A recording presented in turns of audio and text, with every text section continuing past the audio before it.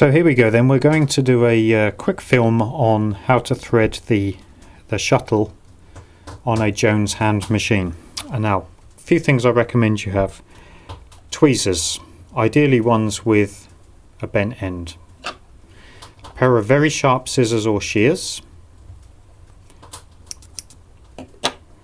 You'll need a wound bobbin for a Jones hand machine. I'm going to assume that you have wound your bobbin. There will be a film on that as well. And of course the shuttle.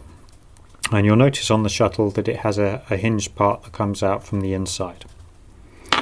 Okay, moving everything to one side for now. First thing to do, trim the end of your cotton, because you know how it is, you get those little furry ends, those little fine ends, and you can't even see the tiny piece of thread, and it stops you being able to put it through holes. So just trim it off so it's nice and square. Now, first thing you're going to want to do is pull it so that the thread comes off from the underside of the shuttle, of the bobbin, beg your pardon, as you look at it there. Now, on the shuttle itself, one thing you'll notice is that on the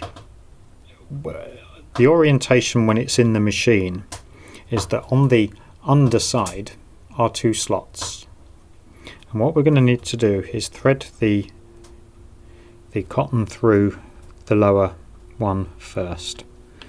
So pull off 3 or 4 inches, and you want to, this is where the tweezers come in handy, and I'm doing this cat-handed so that you can see it on the video, and thread it through from the inside and through the lower slot that's got that slightly circular cut out, and just pull it through. Okay, now once you've done that, you can drop the bobbin into the shuttle. Now at the lower end is a small hole, and at the top end is a slot, and just give it a pull. So as you pull the cotton or the thread, it comes off of the underside of the shuttle. Next, we're going to put the thread through that top slot. I hope you can see this on here. It's probably not the best lighting. So put it back through the top slot and pick it up and just give it a tug. Next, we're going to want to go straight through the hole in this lift up arm, in this hinged arm. So we're going to push it from the side we're at. I've gone cat-handed again. There we go. And just thread it through that small hole. Okay, pick it up the other side and pull it up. Now, you'll notice that on the other side, on the spring side of the shuttle, there is this quite large hole where the spring goes across the center of it. And picking up the thread, we want to push it through one of those holes, it doesn't matter which one, from the inside, whoops, and then pick it up with your tweezers on the outside and just pull it through.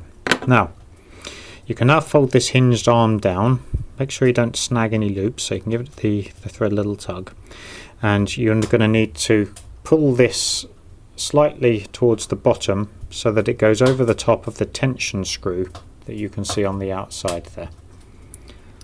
So, and that's how the tension screw works. So pull it down and push it down flat, and then give this a bit of a pull towards the front, and finally just trim it off so it's 1 inch or 2 long. And that's all there is to it. That's how you thread the shuttle for a Jones hand machine, and I'll just quickly now show you how to put it back in the machine, even though that's quite obvious. So at the risk of teaching the proverbial grandmother to suck eggs, pull the thread so that it's coming towards the pointy end. Just going to move the microphone so that you can actually hear what I'm saying,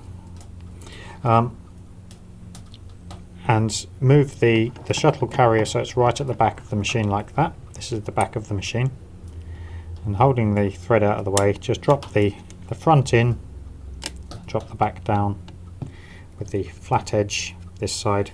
And I would suggest you don't put the cover back on until you've threaded up the top needle and picked up the thread, because it just makes it a little bit easier.